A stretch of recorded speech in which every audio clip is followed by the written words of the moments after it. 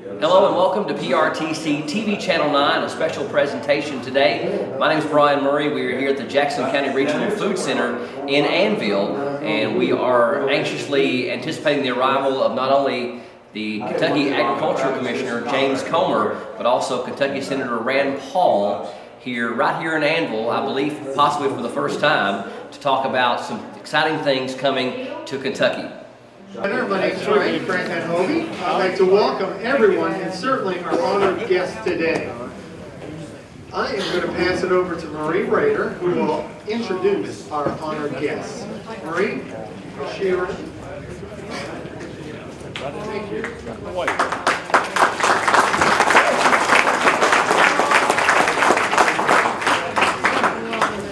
Welcome, everybody.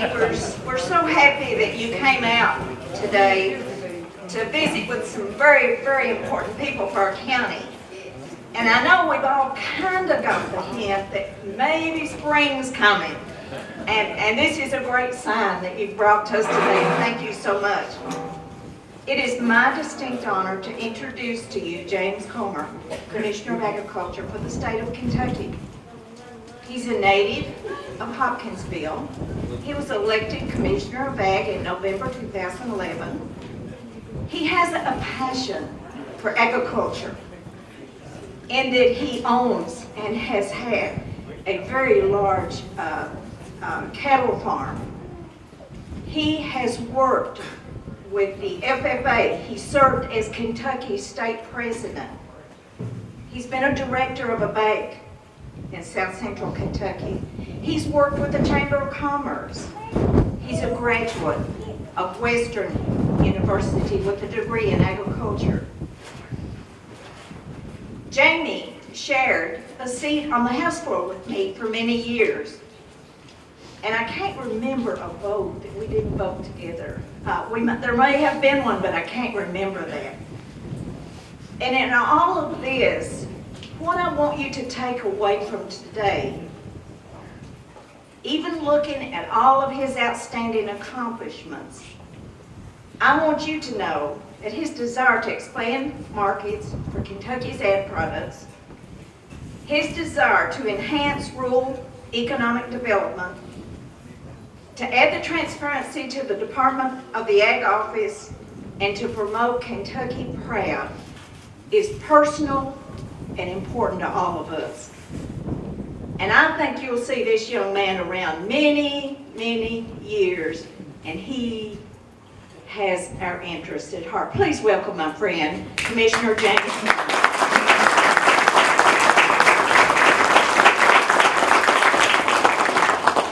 Thank you, Representative Rader, Senator Robinson. It's great to be back in Jackson County.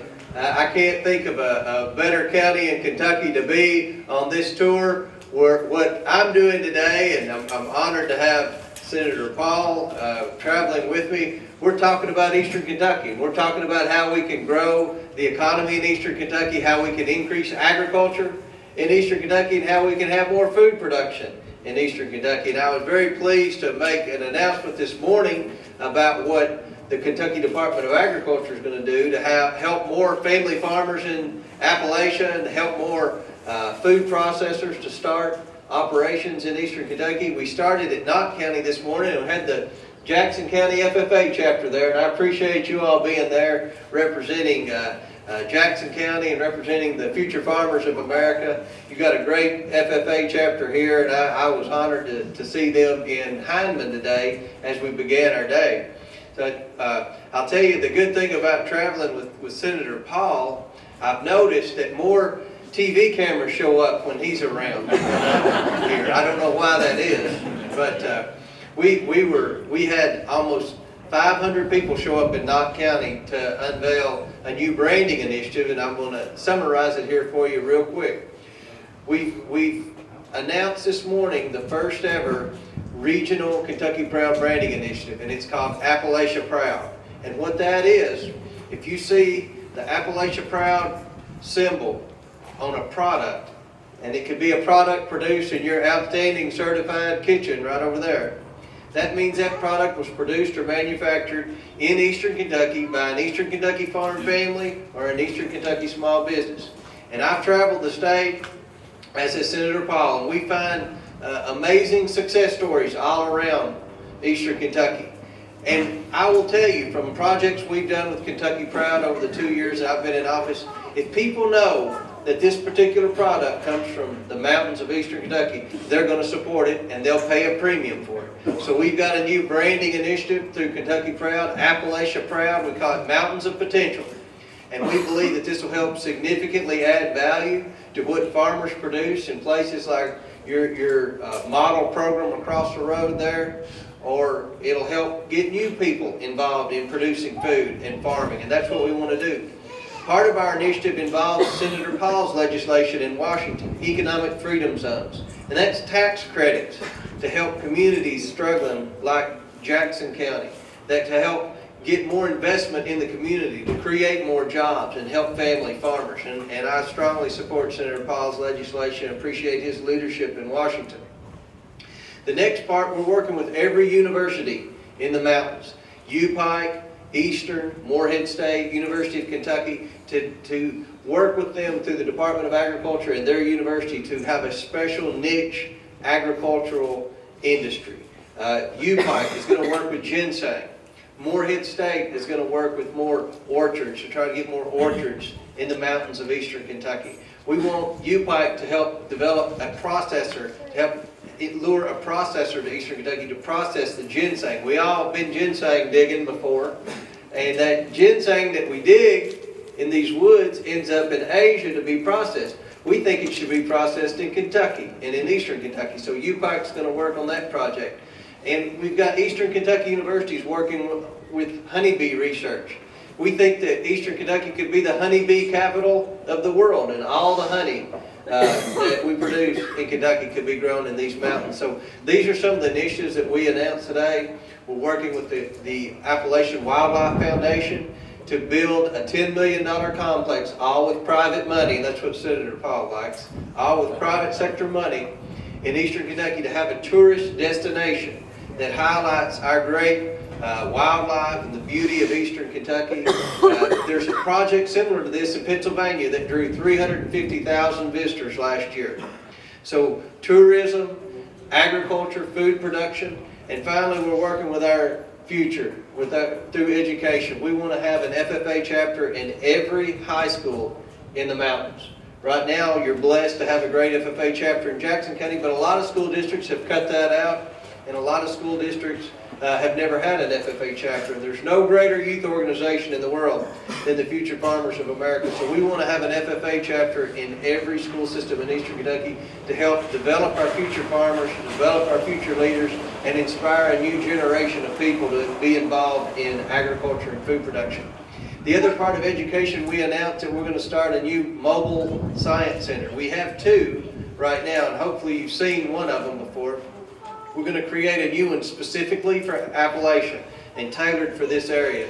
So that's something that we're real excited, and hopefully that will inspire a new generation of farmers, will increase agriculture literacy to help young people know where their food comes from, and help people have a greater appreciation for farmers.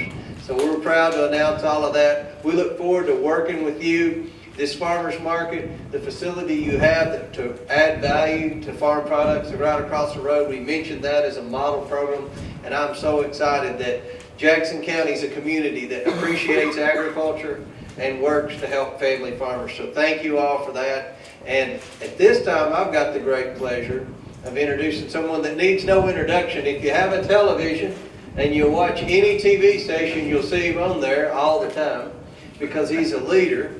He got to Washington, D.C., and on day one, instantly became a leader. And after a couple of years, they started talking about him running for president. And now I noticed on Twitter when I was riding in the car down here, he's the front runner for the presidency in 2016.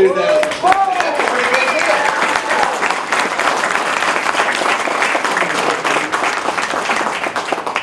He's a staunch defender of the Constitution and someone that defends taxpayers every day and stands side by side with us at the Department of Agriculture to help fight for family farmers. Please join me in welcoming our great United States Senator to Jackson County, Senator Rand Paul.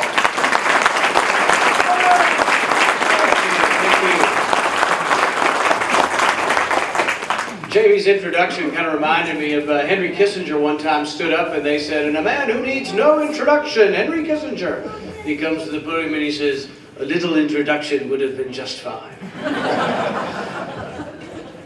On the way over here, I was talking to Commissioner Comer, and we just came from Leslie County, and I was bragging about how 3 out of 4 people over there, were Republicans. He said, oh no, Jackson County's got way more Republicans. But what we're here to talk about isn't Republican or Democrat. This is really about trying to help people who've been out of work. This is about helping the long-term unemployed and those who are struggling in our society. We've been trying for a long time. We had a war on poverty in Appalachia started way back in the 60s. Unfortunately, I don't think it worked necessarily. In Jackson County, we still have over 13% unemployment. So we've still got problems. You know people who are out of work.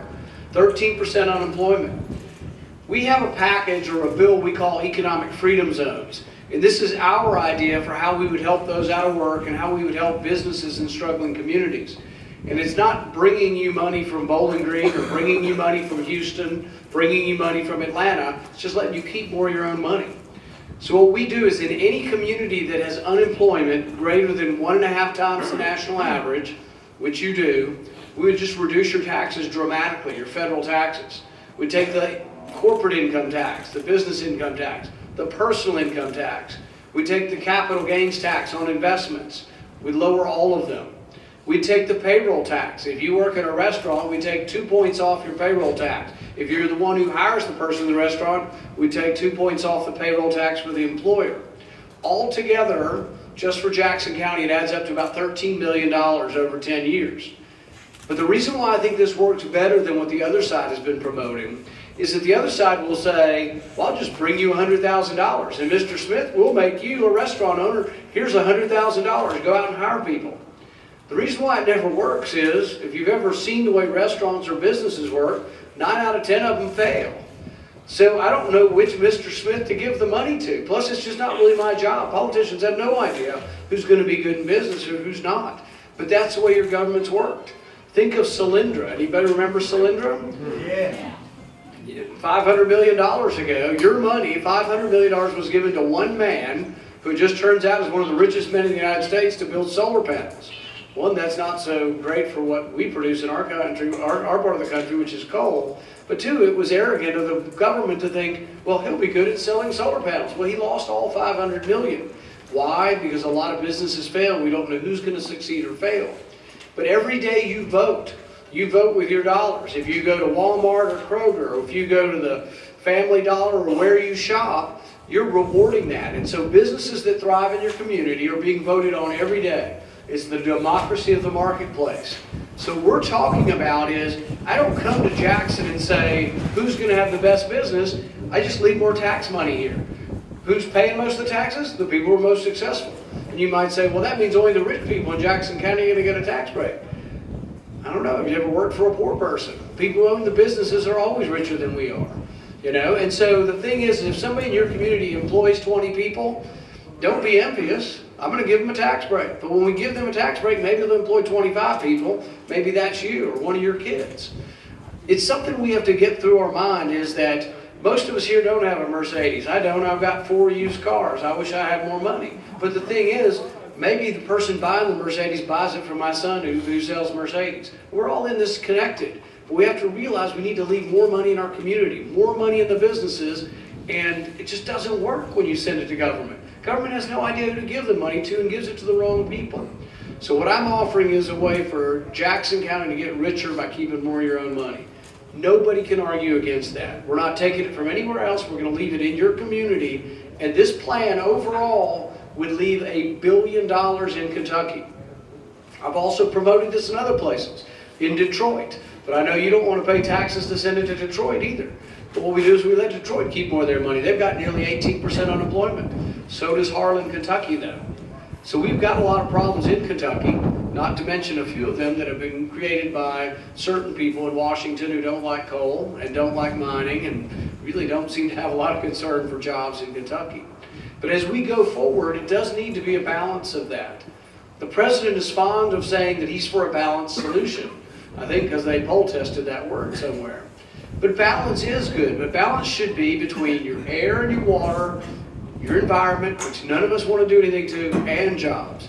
It can't be that we're going to do all of these regulations and we're not going to care about anybody having jobs. It does need to be a balance. We've gone too far in one direction where every policy coming out of Washington seems to destroy jobs. What I'm hoping is with economic freedom zones, combined with what Commissioner Comer is doing, that we really can thrive. There's no reason we can't thrive in our country, and particularly in Eastern Kentucky. And I'm going to keep pushing this. You let your representatives, who I know are good representatives, you let them know about it. I'm hoping we can do something like this at the state level too, maybe with state taxes. So there's a lot of opportunity of things we can do here. And I'm just glad to be here, glad to be here with my friend Commissioner Comer, and I thank you very much for coming out today. Thank you.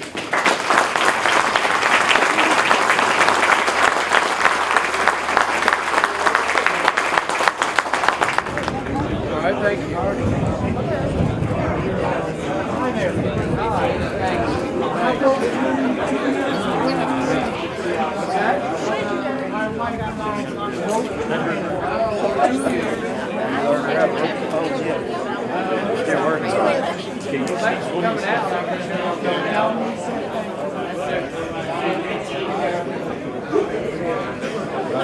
Hey, you can see it. Thanks for going out. Thank you. You from Louisville? I've got one son at UK and maybe another one down there, so we don't really know. You should say that on tape. We were from UK. Sure. All right.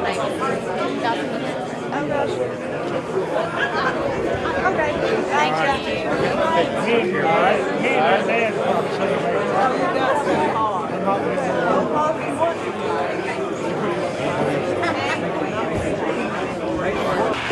Welcome to PRTC TV Channel 9. We are honored to have with us U.S. Senator Rand Paul. Rand, thanks for coming by. Glad to be here. You're in Jackson County today along with the